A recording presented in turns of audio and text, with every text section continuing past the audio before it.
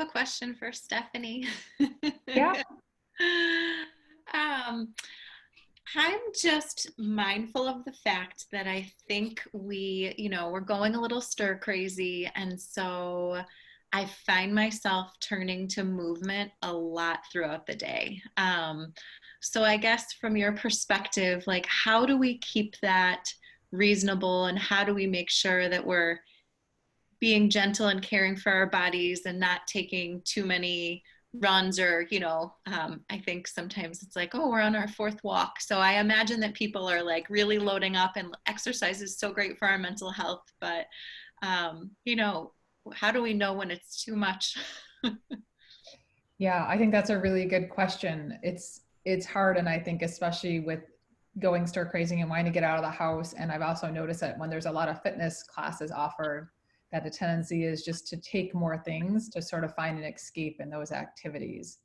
So I think the thing that's helped me the most is actually creating a daily schedule so that I'm not tempted to jump in that, later yoga class just because I'm home and I have nothing to do, and trying to find the balance. So setting time aside for yoga, setting time aside if you're doing anything more active, running, weights, cardio, and then setting time aside for yourself, your spouse, and your family. And I think building those in, just like you would build in a typical workday, so that you can balance the time.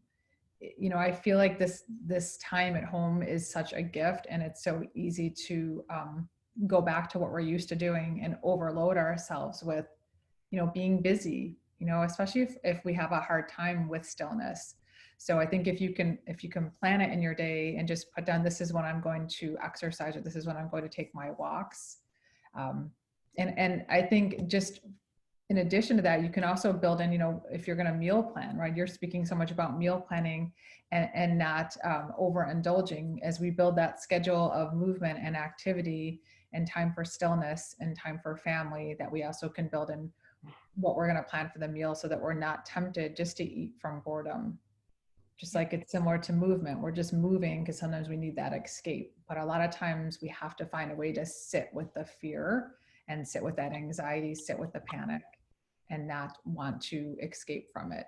And so perhaps if the schedule is not enough, you can even just create that, going back to doing more meditation to bring yourself back to here and now and that stillness.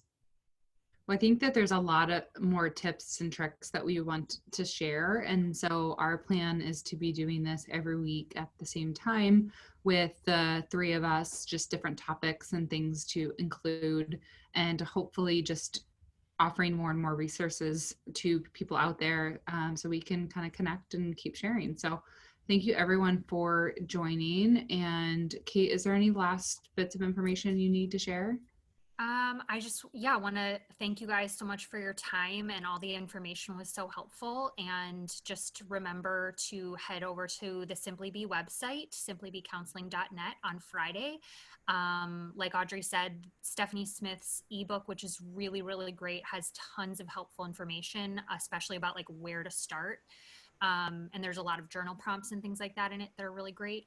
That will go up live on Friday to download. And then Stephanie Birch's meditation and a little ebook about movement also will be going live on Friday. So lots more resources coming, and I can send some email reminders to people as well to download that. But it's going to be really great information.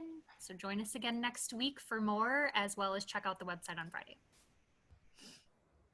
Bye, everybody. Bye.